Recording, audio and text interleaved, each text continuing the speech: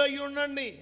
లోకములో ఉన్నటువంటి మీ సహోదరుల ఎడల కూడా ఇలాంటివే జరుగుతున్నాయి. ఇలాంటి పరిస్థితుల్లో చూస్తున్నాం. లోకంలో ఇలాంటి సమస్యలు వచ్చినప్పుడు, అపవాది దాడి చేసినప్పుడు, అపవాది యుద్ధం చేసినప్పుడు అనేక మంది అవిశ్వాసులుగా వెనుదిరిగి పారిపోతున్నారు. అపవాది పెట్టే శోధనలకి, కష్టాలకి, కన్నీళ్ళకి, బాధలకు, వ్యాధులకు భయపడి పారిపోతున్నారు. విశ్వాసం నుంచి పారిపోతున్నారు. సేవలో నుంచి పారిపోతున్నారు.